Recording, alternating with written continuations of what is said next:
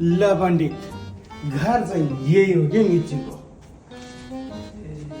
अरू हेर्दा त राम्रै रहेछ त। तिमी चिन्तै नगर के पण्डित, यसको व्यवस्था त पुरै हुन्छ। मेरो मिर्चु कम्तीको छैन। ल जाऊ ल जाउँ। पकाइ पण्डित, म बोलाउँछु। हुन्छ। मिर्चु, हौ मिर्चु, भित्रै जाउँ ल है पण्डित। आऊ पण्डित, आऊ आऊ।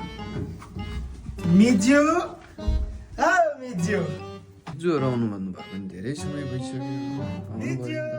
आउनु भयो कि हो? ओहो मिजु, नमस्ते हजुर। नमस्ते मिर्चु, लासो फ्याफुल्ला।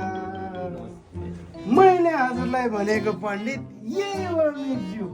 नानी पनि हो, पण्डित पनि हो मिर्चु। सबै टुक्क मिलाएर गाडिदिन्छ। गजबको मान्छे ल्याउनु भएछ। यतिको मेरो मिजुले यति गर्नुहुन्छ भन्ने चाहिँ मलाई थियो। यो उभिएर किन बस्नु मिजुहरू? बसौँ न, आउनुहोस् हजुर।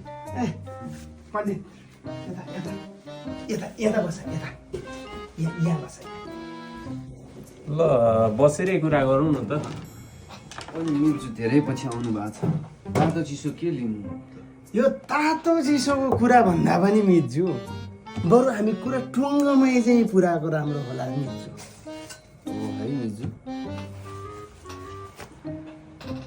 लगाइ पण्डित, काटाकुट भ्याएर छिटो छिटो सकाउनु पर्यो यो कुरा। तिमीलाई पनि फाइदा, मलाई पनि फाइदा। ल कुरा पक्का। ल हजुर, केटो कता छ? केटो एकचोटि हेर्न भए हुन्थ्यो। भइहाल्छ मिजु, म अहिले बोलाउँछु। ओ केटा, यहाँ आइज, त्यहाँ मित भाइहरू आउनु भएको छ।